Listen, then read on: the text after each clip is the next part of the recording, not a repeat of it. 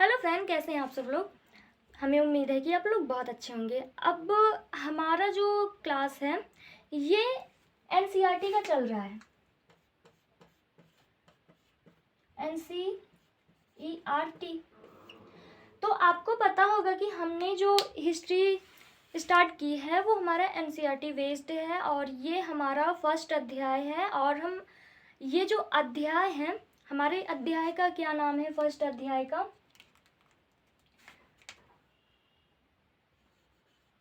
कब,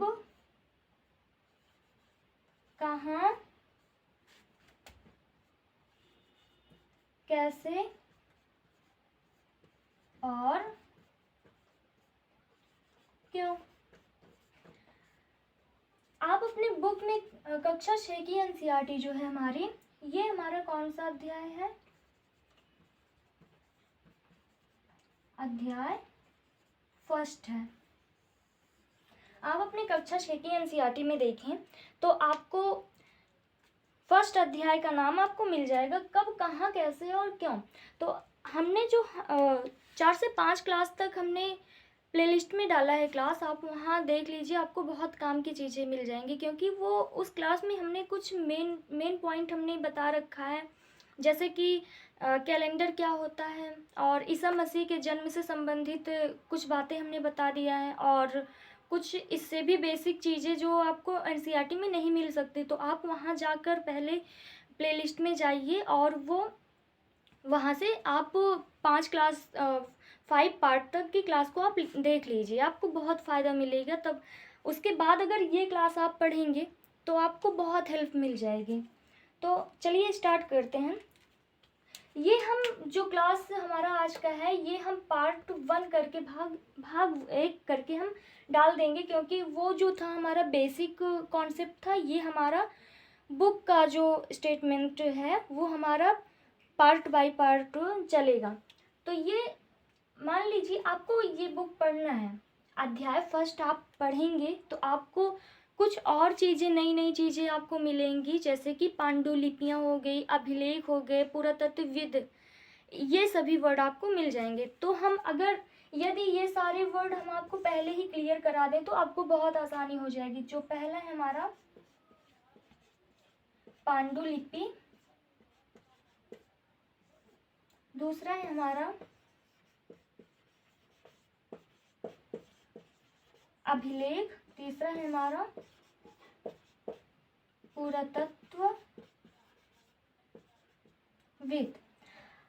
अब पांडुलिपि का मतलब क्या होता है? तो पेड़ के छाल या पेड़ों के पत्तों से जो भोजपत्र या ताड़पत्र आपको मिलेंगे वही क्या होता है? पांडुलिपि कहलाता है। क्या? पेड़ के छाल से जो हमारा पेड़ है, पेड़ के छाल और पेड़ के पत्तों से जो हमारा ताड़पत्र और भोजपत्र, पहले के ज़माने में क्या होता था? पहले के ज़माने में जो भी चीज़ें लिखी जाती थी, हम तब के समय में तो नोट जो हमारी कॉपी होती हैं वो तो थी नहीं। तो पहले के समय में कहाँ पर लिखा जाता था? हाथ से लिखा जाता था। भोजपत्र या ताड़पत्र, किन किन चीज़ों पर? भोजपत्र और ताड़पत्र। किससे लिखा जाता था? हाथ से लिखा जाता था। क्या होता था? हस्तक्षेप होता था। तो भोजपत्र, ताड़पत्र से हस्तक्षेप को ही पांडुलिपि कहते हैं, जो पेड़ के छाल और पेड़ के पत्तों पर लिखा होता था। अब हमारा दूसरा क्या है? दूसरा है अभिलेख। तो अभिलेख क्या होता है? कोई भी बातें जो कठोर सतह पर, कठोर पत्थरों पर आप देख लीजिए लिखा जाता है मोटे मोटे अक्षरों में, तो उसे कहते हैं अभिलेख। मान लीजिए आप इंडिया गेट देखेंगे तो इंडिया गेट के वॉल पर, ऊपर देखेंगे वॉल पर, उसके पत्थरों के वॉल पर आपको मिल जाएगा कि शहीदों के नाम मिल जाएंगे। मान लीजिए पहले के समय में अगर देखें तो राजाओं के बेसिकली सबसे ज़्यादा अभिलेख कहाँ होते थे? मान लीजिए राजाओं के अचीवमेंट, राजाओं ने कौन सी उपलब्धियां हासिल की, कैसे युद्ध लड़े, युद्ध के दौरान जीत हुई या हार हुई, तो वो सारी चीज़ें अभिलेख के दौरान वहाँ मोटे पत्थरों में लिख दिया जाता था। तो इसे अभिलेख कहते हैं, यानी कठोर सतह पर उत्कृष्ट होते थे। उत्कृष्ट का मतलब कि हाथों से लिखे जाते थे। अब हमारे पुरातत्वविद, अब ये पुरातत्वविद का क्या मतलब होता है? पुरातत्वविद का मतलब होता है अतीत में जो चीजें बनी हैं, अतीत में जो चीजें बनी हैं उनको पहचानना और उनकी क्या होती है, स्टडी करना पुरातत्वविद का काम होता है। अतीत में जो चीजें बनी थी उनको पहचानना और उनके बारे में स्टडी करना किनका काम है? पुरातत्वविद। इन्हें ही पुरातत्वविद कहा जाता है। अब आपको पता चल गया होगा कि इन तीनों चीज में आप जैसे पांडुलिपि, भोजपत्र या ताड़पत्र पर हस्तक्षेप होता था या हस्तलेख होता था। अभिलेख का क्या मतलब होता है? कठोर सतह पर उत्कृष्ट होता था। कठोर सतह यानी पत्थरों पर। और पुरातत्वविद का मतलब क्या हुआ कि अतीत में जो चीजें बनी हैं उन चीजों को पहचानना और उनके बारे में स्टडी करना किनका काम होता है? पुरातत्वविद का काम होता है। अब हम आगे चलते हैं, आगे अपने अध्याय पर हम चलते हैं। हमारा जो अध्याय है आपने देखा तो पहले पृष्ठ में आप देखेंगे तो आपको एक लड़की का नाम दिखेगा जिसका नाम है रसीदा। क्या नाम है? रसीदा। अब रसीदा के सवाल क्या हैं कि रसीदा बैठकर अखबार पढ़ रही थी और आगे उसकी नज़र एक सुर्खी पर पड़ी। अब आप सोचेंगे कि यहाँ सुर्खी का मतलब क्या होता है? रसीदा क्या कर रही थी? अखबार पढ़ रही थी बैठकर, तो उसकी नज़र कहाँ पड़ी? एक सुर्खी पर पड़ी। अब सुर्खी का मतलब क्या होता है? अखबार में लिखा गया कोई लाल रंग का हस्तक्षेप यानी कि अखबार में लाल रंग का हाथ से लिखा गया कोई स्टेटमेंट होगा, उसे सुर्खी कहा जाता है। तो रसीदा अखबार पढ़ते समय उसकी नज़र कहाँ पड़ी? एक सुर्खी पर पड़ी, जो कितने साल पुराना था? लगभग 100 साल पुराना था। अब ये रसीदा सोचने लगी कि यह कोई कैसे जान सकता है कि ये वस्तु इतनी साल पुरानी है। तो अब हम इस बारे में कैसे पता लगाएं? हम आगे देखेंगे कि कोई चीज़ के बारे में हम कैसे जान सकते हैं कि वह कितने साल पुरानी है, और उसके बारे में भी हम कैसे पता लगा सकते हैं कि ये कैसे हुआ। तो दूसरा हमारा इसका जो पहला स्टेटमेंट यानी जो हमारा दिया गया है, हेडिंग आप देखेंगे तो आपको मिलेगा कैसे पता लगाएं।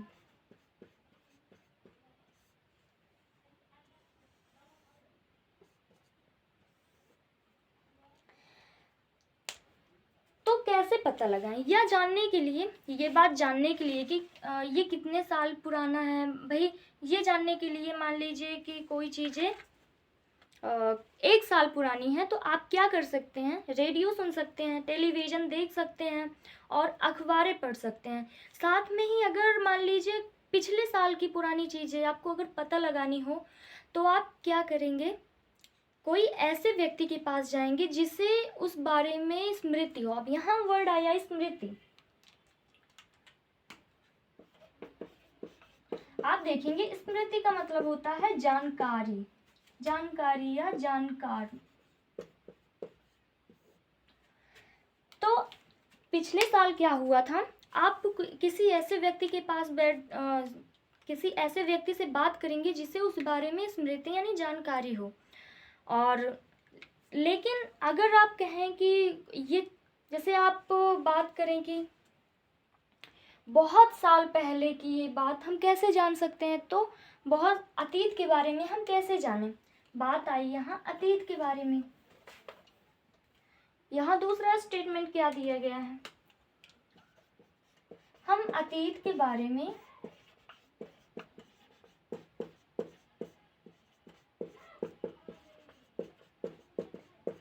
कैसे जानें? तो अतीत के बारे में जानने के लिए बहुत कुछ, मान लीजिए अतीत के बारे में बहुत कुछ जाना जा सकता है। जैसे लोग क्या खाते थे, कैसे कपड़े पहनते थे, किस तरह के घरों में रहते थे। और आप देखेंगे, हम मान लीजिए हम आखेटकों, आखेटक यहाँ वर्ड आया, आखेटक का मतलब होता है शिकारी। शिकारी या शिकार, जो पहले के लोग शिकार करते थे। तो शिकारियों, पशुपालकों, और पशुपालकों के बाद आपको कृषकों, शासकों, व्यापारियों, पुरोहितों, और यहाँ वर्ड आया पुरोहित। पुरोहित का मतलब होता है पुजारी। पुरोहितों यानी पुजारियों या शिल्पकारों। शिल्पकार का मतलब होता है ऐसा कारीगर, मतलब हाथ से बनाने वाले कारीगर को शिल्पकारी कहते हैं। शिल्पकारी, कलाकारों और संगीतकारों या फिर वैज्ञानिकों के बारे में, के जीवन के बारे में जानकारियाँ हम हासिल कर सकते हैं। यही नहीं, हम या मतलब आप क्या होता है, इन सब के बारे में जो शिकारी यानी अखेटक, पुजारी, शिल्पकारी और वैज्ञानिक, इन सब के बारे में तो जानकारियाँ हासिल कर सकते हैं। साथ में आप ये भी अतीत के बारे में जान सकते हैं कि अतीत में बच्चे कैसे कपड़े पहनते थे, किस तरह के खेल खेलते थे, किस तरह के जो होते हैं नाटक देखते थे, किस तरह के गाने सुनते थे, आप ये भी जान सकते हैं। तो दूसरा हमारा हेडिंग है, लोग कहाँ रहते थे। लोग कहाँ रहते थे।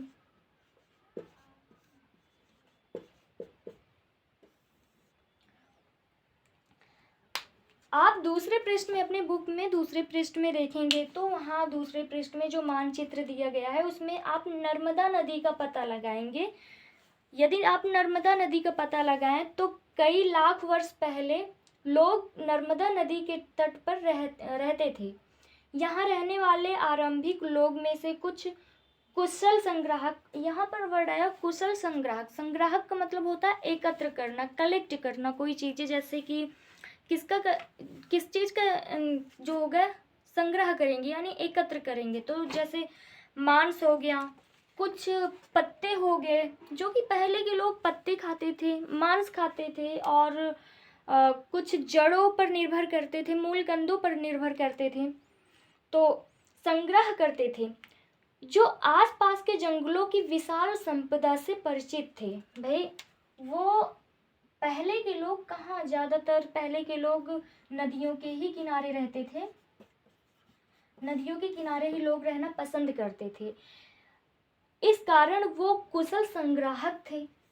भाई वो जंगलों में जाते थे और शिकार करते थे, और कुछ पत्तों पर निर्भर थे, और कुछ जड़ों, मूलकंदों पर निर्भर थे, और वो क्या करते थे, आसपास के जंगलों की विशाल संपदा, संपदा यानी कि वहाँ की जो संपत्तियाँ यही सब चीज़ें होंगी,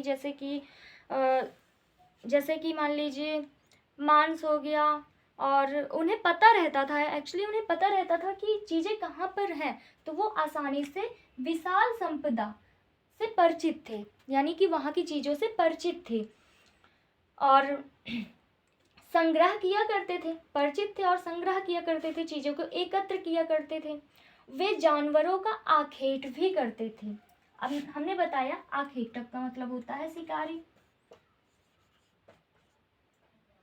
शिकारी या शिकारी। तो ये लोग जानवरों का शिकार भी किया करते थे। अब आपको दूसरे पृष्ठ में, आप अगर दूसरा पृष्ठ ओपन करेंगे तो आपको मिल जाएगा, इसे हम इरेज कर देते हैं। आप अपनी बुक ओपन करके रखिए तो आपको अच्छे से क्लियरली समझ में आएगा।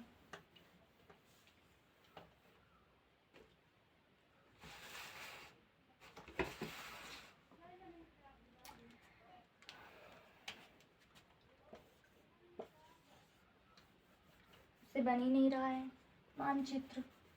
1 मिनट। आप अगर अपने भारत का मानचित्र बनाएं, अरे यार,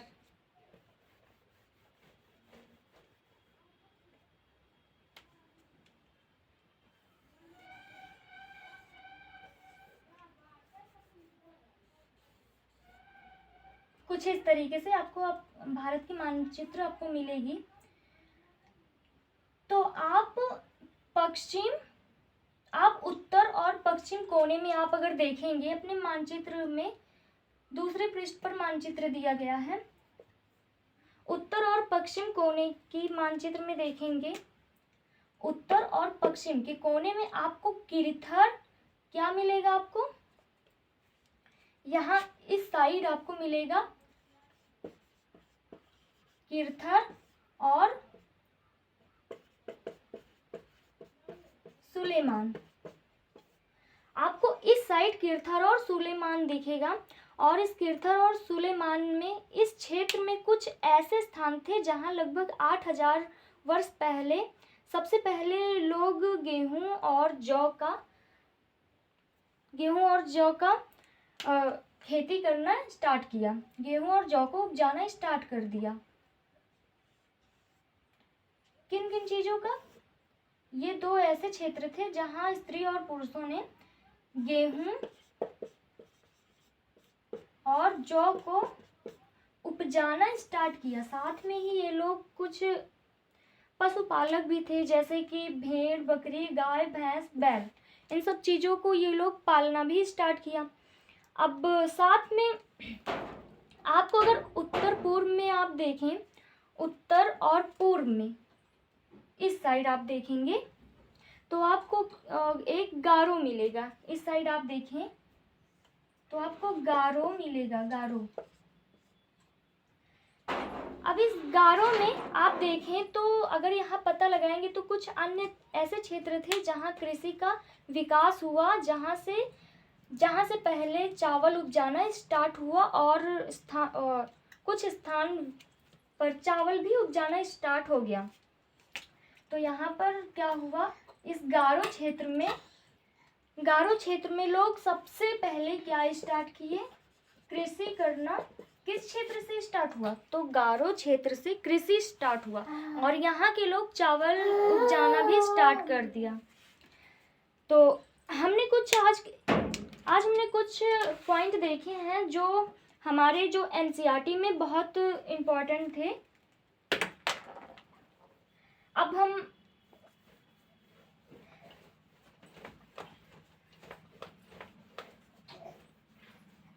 आप लोग जो हमने बताया है कि आप लोग ज़रूर देख लीजिए।